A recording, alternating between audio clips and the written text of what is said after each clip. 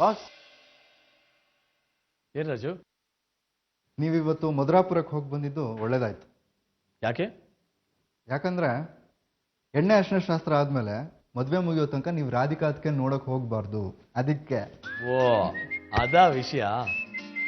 ಎಣ್ಣೆ ಅರಿಶಿನ ಶಾಸ್ತ್ರದ ಕೊನೆ ದಿನ ಹೋಗ್ಬಾರ್ದು ಅಂತ ಅಜ್ಜಿ ಹೇಳಾಗಿದೆ. ಸೊ ನನಗಿನ್ನು 12 ಗಂಟೆ ಟೈಮ್ ಇದೆ. ಅಂದ್ರೆ ಸಿಂಪಲ್, ನಾನು ಇವತ್ತು ಮತ್ತೆ ಅವ್ರ ಮನೆಗೆ ಹೋಗ್ತೀನಿ. ಅವ್ರ ಮನೇಲಿ ಏನೇನೋ ಶಾಸ್ತ್ರ ನಡೀತಿರತ್ತಲ್ಲ, ರಾಧಿಕಾ ಹೇಗ್ ಕಾಣಿಸ್ತಾಳೆ ಅಂತ ನೋಡ್ಕೊಂಡು ಬರ್ತೀನಿ. Boss, bye, see you. Radhika, ನಾಂದಿಗಿಂತ ಮೊದಲು ಒಂದು ಸೀರೆ ಉಡ್ಬೇಕಾಗತ್ತೆ. ಆಗ ಇವತ್ತಿನ ಹಾಗೆ ಕೆನ್ನೆಗೆ ಎಣ್ಣೆ ಅರ್ಶನ ಎಲ್ಲ ಹಚ್ತಾರೆ. ಹಾ, ಪೂಜೆ ಸಮಯದಲ್ಲಿ ಒಂದೊಳ್ಳೆ ಸೀರೆ ಉಟ್ಕೋ. ಟೋಟಲ್ ನಾಂದಿ ಲೆಕ್ಕಕ್ಕೆ ಸೇರಿ 3 ಸೀರೆ ಇಟ್ಕೋಬೇಕಾಗತ್ತೆ.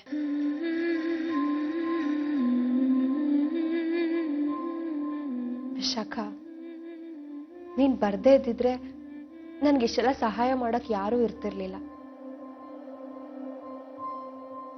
ನೀನ್ ಬಂದಿದ್ರಿಂದ ನನ್ಗೆಲ್ಲಾ ಶಾಸ್ತ್ರಗಳನ್ನು ಸಂತೋಷವಾಗಿ ಮಾಡಕ್ ಸಾಧ್ಯ ಆಗ್ತದೆ.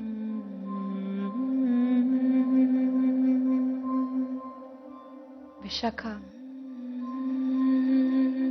ನನ್ಗೋಸ್ಕರ ನೀನು ನಿನ್ ಕೆಲ್ಸ ಬಿಟ್ಬಿಟ್ಟು ಬಂದಿದ್ಯಾ ಅಲ್ವಾ? ರಾಧಿಕಾ, ನೀ ನನಗೆ ಇಷ್ಟೊಂದು ಬಾರಿ ಹೆಲ್ಪ್ ಮಾಡಿದ್ಯಾ.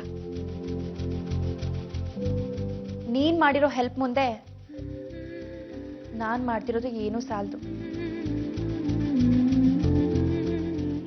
ನೀನ್ ನನಗೆ ಹೆಲ್ಪ್ ಮಾಡಿದ್ರಿಂದಲೇ ನಾನ್ ಸಿನಿಮಾ ಸೇರಿ ಸ್ಟಾರ್ ಆಗಿ ಆಗಿರೋದು.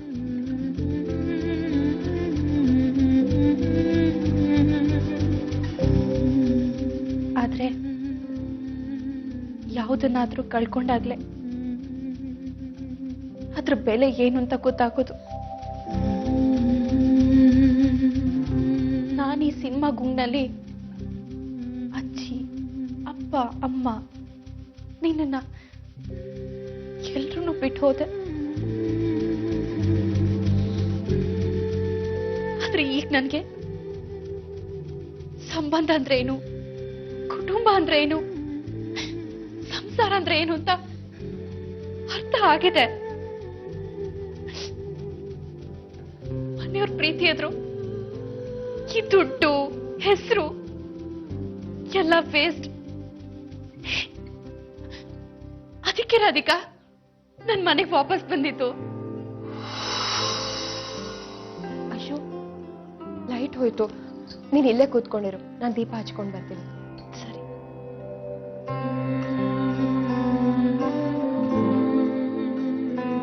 ಅಯ್ಯೋ, ಕತ್ಲು, ಏನು ಕಾಣಿಸ್ತಾ ಇಲ್ಲ. ರಾಧಿಕಾ, ದೀಪ ಎಲ್ಲಿಟ್ಟಿದ್ಯಮ್ಮ? ಮೊಹಮ್ಮತ್ತಿನೂ ಕಾಣಿಸ್ತಾ ಇಲ್ಲ. ಅಮ್ಮ, ಬಂದೇ ಇರು. ಕಂದ, ಹಾಗೆ ಹೊರಗಡೆ ಒಂದ್ ದೀಪ ಇಟ್ ಬಾ ಅಮ್ಮ.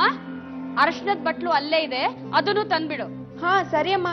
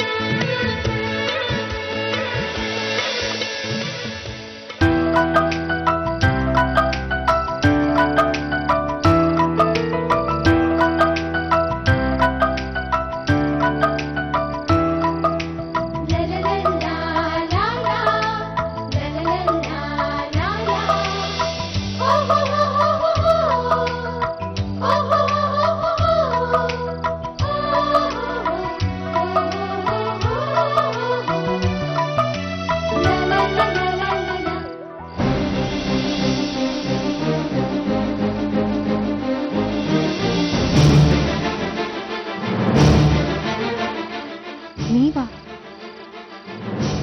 ಅದು ಇಷ್ಟೊತ್ತಲ್ಲಿ? ನಾನೇ. ನೀನು ನೋಡೋಕೆ ಹೊತ್ತು ಗೊತ್ತು ಏನೂ ಇಲ್ಲ. ಆದ್ರೆ ನಾವಿಬ್ರು ಈಗ ಮುಖ ನೋಡೋ ಹಾಗಿಲ್ಲ ಅಲ್ವಾ? ಅದು ಅರಿಶಿನ ಶಾಸ್ತ್ರ ಆದ್ಮೇಲೆ.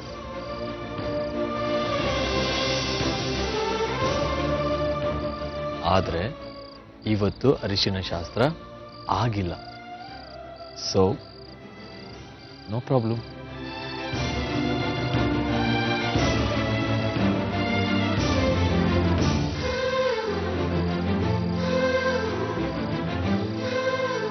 ಆದ್ರೂ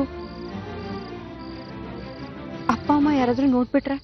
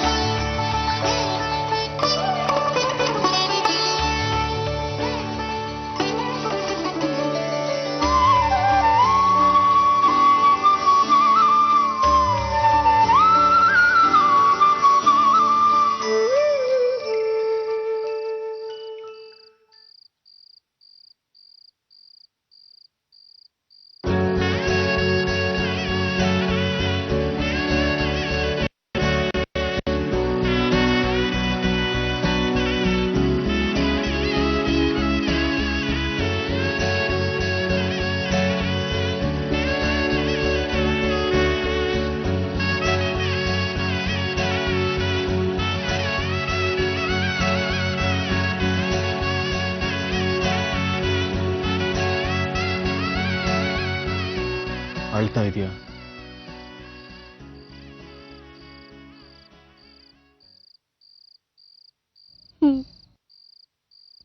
ಖುಷಿಗೆ.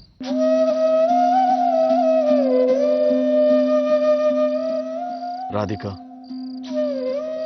ನಿನ್ ಕಣ್ಣಲ್ಲಿ ಒಂದ್ ಹನಿ ನೀರು ಬರಬಾರ್ದು. ನೀನ್ ಹತ್ರ ನನಗೆ ಸಂಕಟ ಆಗತ್ತೆ.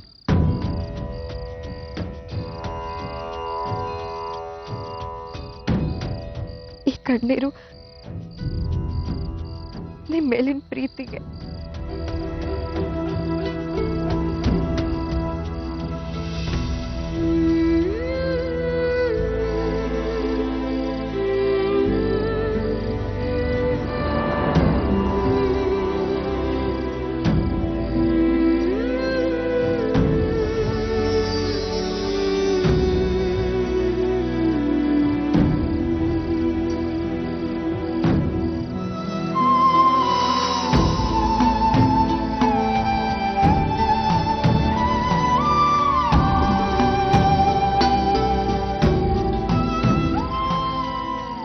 ರಾಧಿಕಾ,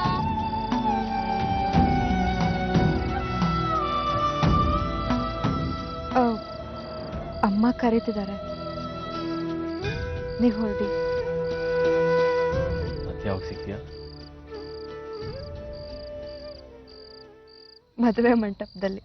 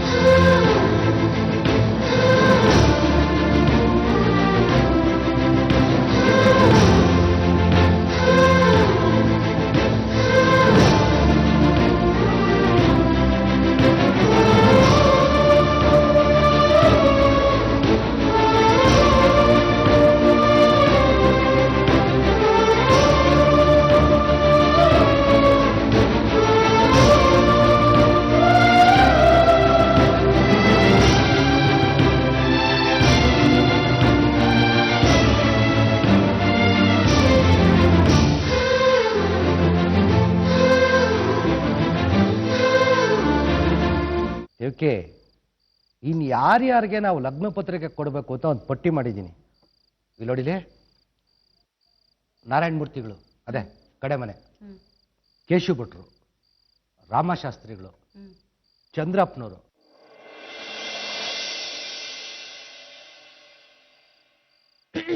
ಶಾನ್ಭೋಗ್ರ ಮನೆಗೆ ರಾಧಿಕಾ, ನಿನ್ ಕೆನ್ನೆಗೆ ಅರಿಶಿನ ತಾಗಿದೆ.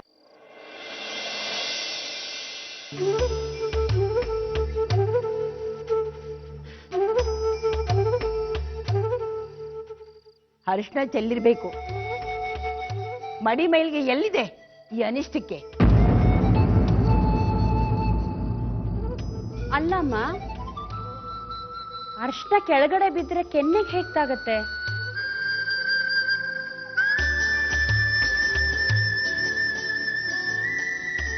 ಕುಸೆ, ಅದು ಪವಿತ್ರವಾದ ಹಳದಿ. ಅದನ್ನ ಮದುಮಗಳಿಗೆ ಯಾತಕ್ಕೆ ಹಚ್ತಾರೆ ಅಂದ್ರೆ, ಯಾವುದೇ ತರವಾದ ದುಷ್ಟಶಕ್ತಿಗಳು ಅವಳಿಗೆ ಸೋಂಕಬಾರದು, ಅವಳ ಆರೋಗ್ಯ ಚೆನ್ನಾಗಿರ್ಬೇಕು ಅನ್ನೋ ಕಾರಣಕ್ಕೆ ಹಳದಿ ಹಚ್ಚೋದು ಕಂದ. ಅದನ್ನ ಚೆಲ್ಲಬಾರ್ದಿತ್ತಲ್ವಮ್ಮ? ಅಪ್ಪ, ನಾನು ಅದನ್ನ ಚೆಲ್ಲಿಲ್ಲ. ಅದು ಕರೆಂಟ್ ಹೋಗಿತ್ತಲ್ಲ, ಹಾಗಾಗಿ ನೋಡ್ದೆ ಅದ್ರೊಳಗೆ ಕೈ ಹಾಕಿದಾಳೆ ಅನ್ಸುತ್ತೆ.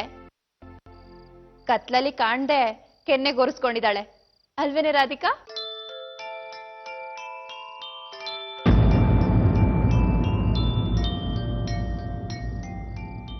ಹೋಗ್ಲಿ ಬಿಡಮ್ಮ, ಎಷ್ಟೇ ಆಗ್ಲಿ ಮದುಮಗಳಲ್ವಾ, ಏನು ತೊಂದರೆ ಇಲ್ಲ. ಕಂದ, ಹೋಗು, ಅದನ್ನ ದೇವ್ರ ಮನೇಲಿ ಎತ್ತಿಡು. ಸರಿ ಅಮ್ಮ. ರೀ, ನಾನು ದೇವ್ರ ದೀಪ ಹಚ್ತೀನಿ, ನೀವು ಕೈ ಕಾಲು ತೊಳ್ಕೊಂಡ್ ಬನ್ನಿ. ಸಂಧ್ಯಾವನ ಮಾಡಬೇಕು, ನಡಿ.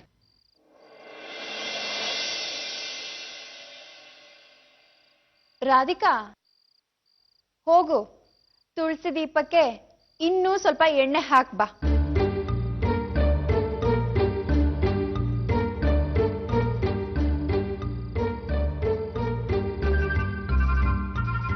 ಸುಮ್ಮನೆ ಯಾಕೆ ಎಣ್ಣೆ ದಂಡ ಮಾಡ್ತೀರಾ?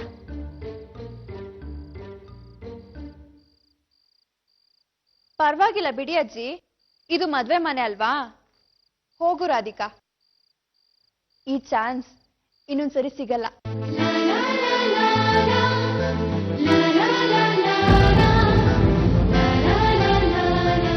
ಹೋಗು.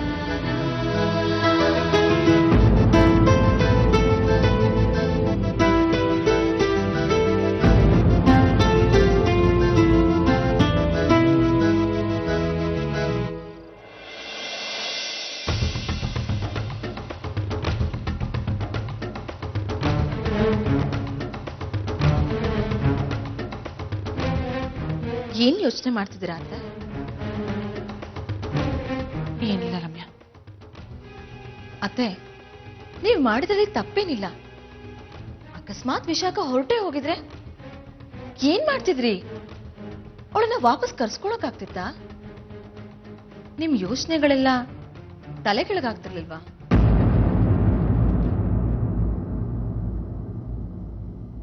ನನ್ಗೇನೋ ವಿಶಾಖನ ಮೇಲೆ ಸಂಪೂರ್ಣ ನಿರೀಕ್ಷೆ ಇದೆ.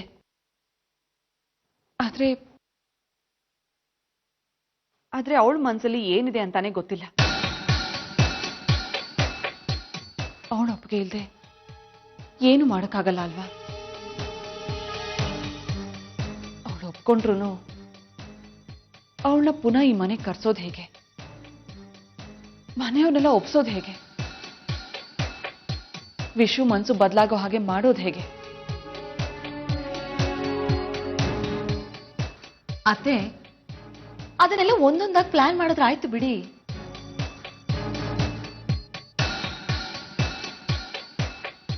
ಆದ್ರೆ ಎಲ್ಲದಕ್ಕಿಂತ ಮೊದಲು ವಿಶಾಖನ್ ಮನ್ಸಲ್ಲಿ ಏನಿದೆ ಅಂತ ತಿಳ್ಕೋಬೇಕು. ವಿಶಾಖ ವಾಪಸ್ ಬಂದಿಯಾಳೆ ಅಂದ್ರೆ ಅದಕ್ಕೇನೋ ಬಲವಾದ ಕಾರಣ ಇದ್ದೇ ಇರುತ್ತೆ. ಮೊದಲು ಅದನ್ನ ನಾವು ತಿಳ್ಕೋಬೇಕು. ಅತ್ತೆ, ನಾಳೆ ಅವ್ರ ಮನೆಗೆ ಹೋಗೋಣವಾ? ನಾಳೆನಾ? ನಾಳೆ ಹೇಗೆ ಹೋಗಕ್ಕಾಗತ್ತೆ? ನಾಳೆ ನಾಂದಿ, ಅರ್ಶನಶಾಸ್ತ್ರ ಎಲ್ಲ ಇದೆಯಲ್ಲ. ಇದೆಲ್ಲ ಇಟ್ಕೊಂಡು ಹೇಗೆ ಹೋಗ್ತೀರಾ ಅಂತ ಕೇಳಿದ್ರೆ ಏನ್ ಹೇಳೋದು? ಓಕೆ, ಶಾಸ್ತ್ರಗಳೆಲ್ಲ ಮುಗಿದ್ಮೇಲೆ ಕುಲದೇವಿ ಕುಂಕುಮ ಪ್ರಸಾದನ ರಾಧಿಕಂಗ್ ಕೊಟ್ಟು ಬರ್ತೀವಿ ಅಂತ ಹೇಳಿದ್ರೆ?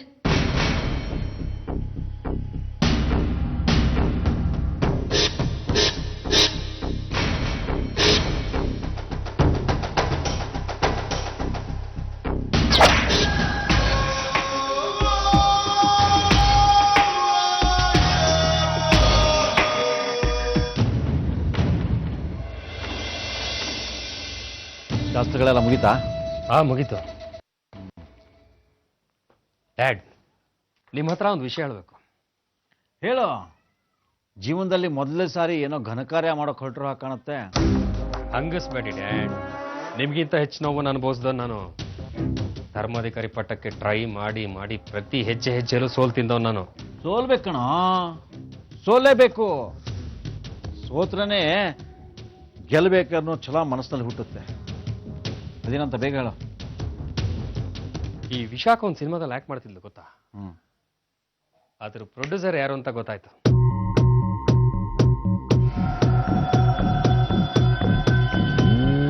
ಯಾರು?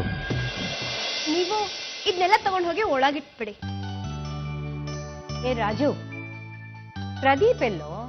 ಗೊತ್ತಿಲ್ಲ ಅಜ್ಜಿ, ಹೊರಗಡೆ ಇರಬೇಕು.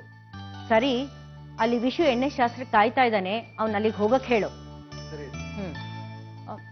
ಅತ್ತೆ, ಎಲ್ಲ ಶಾಸ್ತ್ರ ಮುಗೀತಲ್ಲ, ನಾನು ಮಧುರಾಪುರಕ್ಕೆ ಹೋಗ್ಬಿಟ್ಟು ಬರ್ತೀವಿ. ಮಧುರಾಪುರಕ್ಕ? ಯಾಕೆ? ಅದೇ ಅತ್ತೆ, ಕುಲದೇವಿಗೆ ಪೂಜೆ ಮಾಡಿಸಿದ್ವಲ್ಲ, ಅದ್ರ ಕುಂಕುಮ ಪ್ರಸಾದ ಎಲ್ಲ ಇಲ್ಲೇ ಇದೆ. ಅದನ್ನ ತಗೊಂಡು ಹೋಗಿ ರಾಧಿಕಂಗೆ ಕೊಟ್ಬಿಟ್ಟು ಬರ್ಬೇಕಲ್ವಾ? ಹೌದಲ್ವಾ, ನನಗೆ ಮತ್ತೆ ಹೋಗಿತ್ತು. ಆದ್ರೆ ಇನ್ನೂ ಇಲ್ಲಿ ಶಾಸ್ತ್ರ ಇದೆಯಲ್ಲ, ನೀನ್ ಯಾಕೆ ಹೋಗ್ಬೇಕು? ಬೇರೆ ಯಾರನ್ನಾದ್ರೂ ಕಳ್ಸಿದ್ರಾಯ್ತು ಬಿಡು. ಅಜ್ಜಿ, ನಾನ್ ಹೋಗಿ ಕೊಟ್ಟು ಬರ್ಲಾ? ಸುಜಾತ, ನಿನ್ ಹಿರಿತನನ ಇಲ್ಲೆಲ್ಲ ತೋರ್ಸಕ್ ಹೋಗ್ಬೇಡ. ನಾನ್ ಈ ಮನೆ ದೊಡ್ಡ ಸೊಸೆ. ಮೈದನನ್ ಮದ್ವೆ ಅಂದ್ಮೇಲೆ ನಾನು ಸ್ವಲ್ಪ ಜವಾಬ್ದಾರಿ ತಗೋಬೇಕಲ್ವಾ? ರಮ್ಯಾ ಅಕ್ಕ, ನೀವು ಒಬ್ರೇ ಹೋಗ್ತೀರಾ ಅಲ್ವಾ? ನಿಮ್ ಜೊತೆಗೆ ನಾನು ಬರ್ತೀನಿ. ಸುಜಾತ, ನಾನು ಹೇಳ್ದಷ್ಟು ಮಾಡು. ಅಜ್ಜಿ, ನಾನು ಅತ್ತೆ ಹೋಗ್ಬಿಟ್ಟು ಬರ್ತೀವಿ. ಅತ್ತೆ, ನಡೀರಿ ಹೋಗೋಣ. ಸರಿ, ಆದ್ರೆ ಮಧ್ಯಾಹ್ನದೊಳಗಡೆ ವಾಪಸ್ ಬಂದ್ಬಿಡಿ. ಆಯ್ತು ಅತ್ತೆ.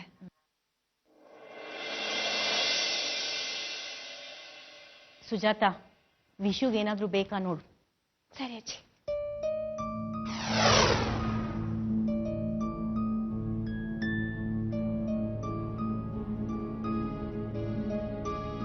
ರಮ್ಯಾ, ನನ್ಗೆ ಯಾಕೋ ಅನುಮಾನ.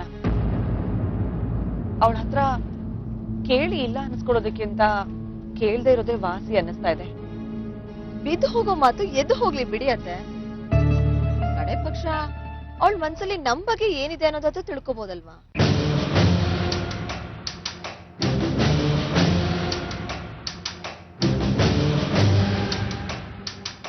ಪ್ರದೀಪಣ್ಣ, ಬೇಗ ಬರ್ಬೇಕಂತ ಬಾಸ್ಗೆ ಎಣ್ಣೆ ಸ್ನಾನ ಮಾಡ್ಸಕ್ಕೆ. ನಾನೇನ್ ಮಾಡ್ಲಾ ಬಂದು? ಪ್ರದೀಪ ಹೋಗು. ಅಲ್ಲ ಡ್ಯಾಡ್, ಪ್ರದೀಪ ಹೋಗು. ನಡಿ.